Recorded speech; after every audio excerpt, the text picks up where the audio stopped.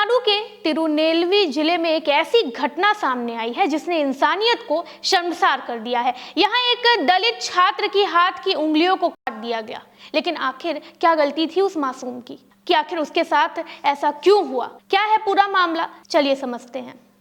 दरअसल कुछ दिन पहले कटरी मंगलम में एक कबड्डी मैच खेला गया था। देवेंद्र राज कबड्डी में काफी अच्छा था।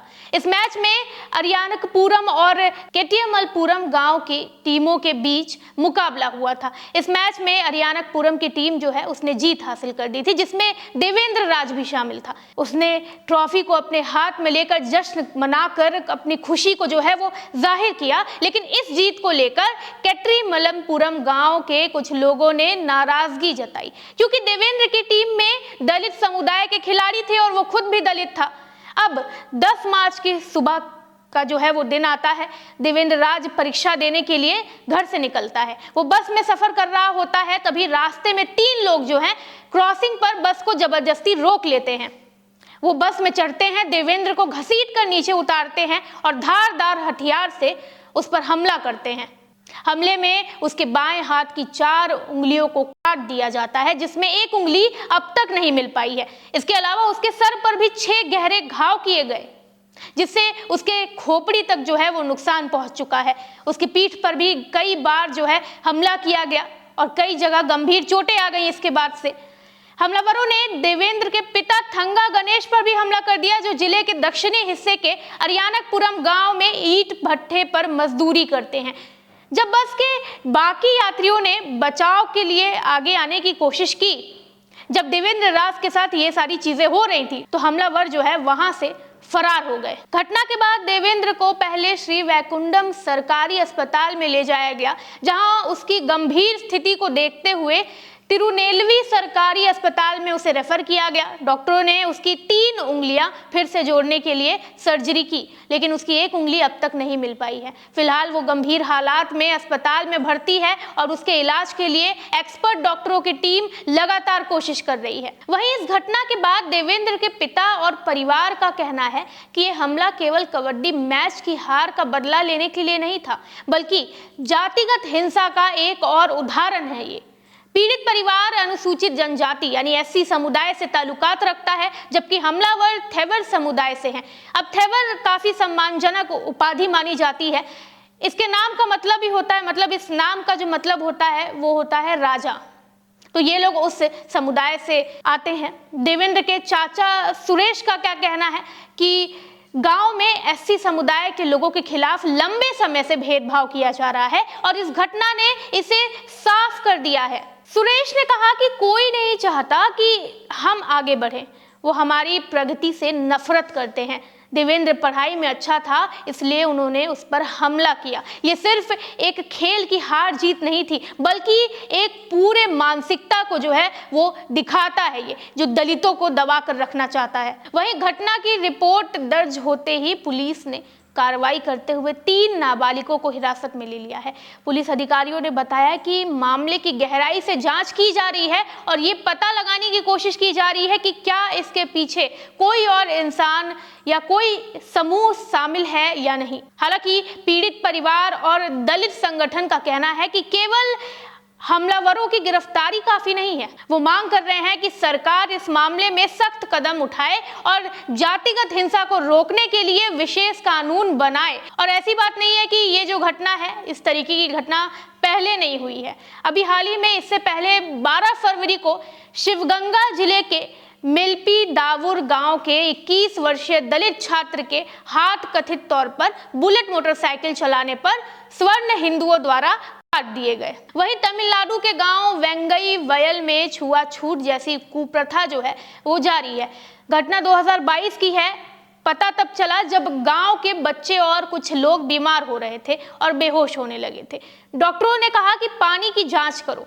दलितों को एक ही वाटर टैंक से सप्लाई दी जा रही थी। वहां जब उसका ढक्कन खोला गया तो उसमें इतना मानव मल पड़ा हुआ था कि पूरा पानी जो है वो पीला पड़ गया था। वहीं इसके बाद एक और घटना सामने आई थी जो 16 जनवरी की है। 16 जनवरी को 6 लोगों ने एक 17 साल के दलित लड़के को जाति सूचक गालियां दी, उसके साथ मारपीट की। उन्होंने उसे घुटनों पर बैठाकर माफी भी मंगवाई।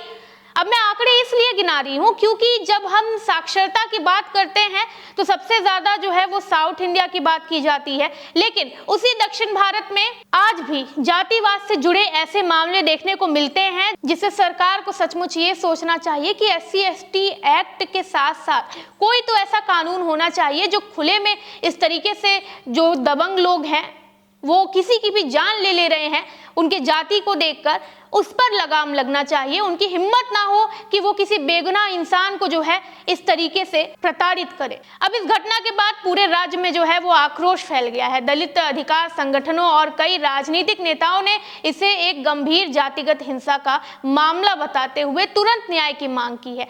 दलित अधिकार कार्यकर्ता शालिनी मारिया लॉरेंस ने कहा कि देवेंद्र का परिवार बेहद गरीब है, उसके पिता ईंट भट्ठे में मजदूरी करते हैं और देवेंद्र पढ़ाई के दम पर अपनी जिंदगी बदलना चाहता था। उसे 12 में प्रमोट करना चाहिए सबसे पहले तो, ताकि उसका जो भविष्य है वो खतरे में ना आए। ये हमला समाज में गहरी जातिगत नफरत को दर्शाता है।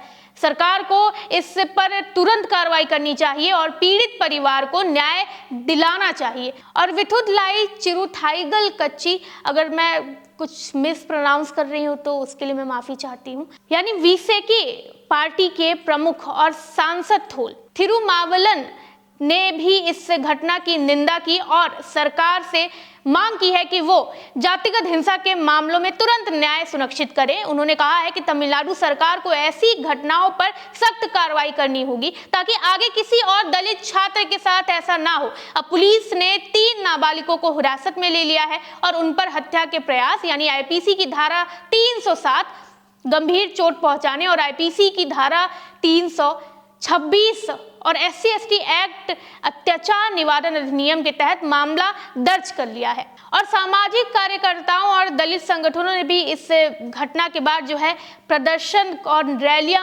आयोजित करने की घोषणा कर दी है। वो मांग कर रहे हैं कि देवेंद्र राज को बिना परीक्षा दिए 12वीं में जो है वो प्रमोट कर दिया जाए।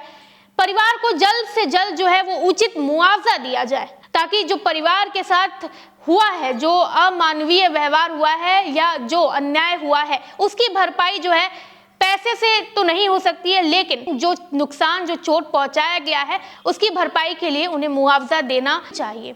अब हमलावरों पर सख्त से सख्त कार्रवाई की जाए, ये भी मांग की जा रही है। जातिगत हिंसा के मामलों में जल्द न्याय दिलाने के लिए एक विशेष न्यायिक प्रणाली बनाई जानी चाहिए। पुलिस प्रशासन जातिगत भेदभाव और हिंसा पर नजर रखने के लिए एक विशेष इंटेलिजेंस यूनिट बनाए ताकि इस तरीके की घटना पे जो है वो लगाम लग सके कि लोग बेफिक्र होके या सरकार के खौफ के बिना इस तरीके की अमानवीय घटना को अंजाम दे रहे हैं। और खासकर वो बच्चे 3 लोग जो हैं वो अभी तक नाबालिग थे, 11 के छात्र ही थे और उन लोगों ने इस तरीके की हरकत की। ये उनकी मानसिकता को भी उजागर करता है। 11 और 12वीं के पढ़ने वाले जो छात्र हैं वो इस तरीके की हरकत करें और इस तरीके से किसी को नुकसान पहुंचाएं तो ये वाकई में एक साइकोलॉजिकल प्रॉब्लम भी है एक तरीके से देखा जाए तो। अभी वो 18 साल की भी नहीं हुई हैं और उनके मन के अंदर इस तरीके की क्रूर भावना है कि किसी को ऐसे चोट पहुंचाया जाए। खैर, ये घटना जो है वो केवल खेल से जुड़ी हुई हार जीत का मामला नहीं था, ये हमने भी जाना।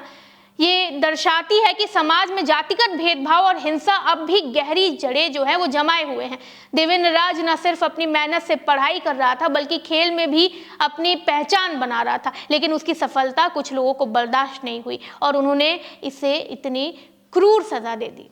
अब सवाल यह है कि क्या सरकार इस घटना पर उचित कार्रवाई करेगी, क्या हमलावरों को कड़ी सजा मिलेगी और सबसे जरूरी सवाल कि समाज जातिगत भेदभाव से ऊपर उठ पाएगा कभी। ये एक परीक्षा है न केवल सरकार के लिए बल्कि पूरे समाज के लिए कि वो किस तरीके से इस कुप्रथा या किस तरीके से जातिगत को जो है वो खत्म करता है। आप इस बारे में क्या सोचते हैं, आपकी प्रतिक्रिया क्या है, आप पूरे मामले को किस तरीके से देखते हैं? अपनी प्रतिक्रिया कमेंट सेक्शन में जरूर दें। वीडियो को लाइक करें, चैनल को सब्सक्राइब करें। मैं हूं कृति, धन्यवाद।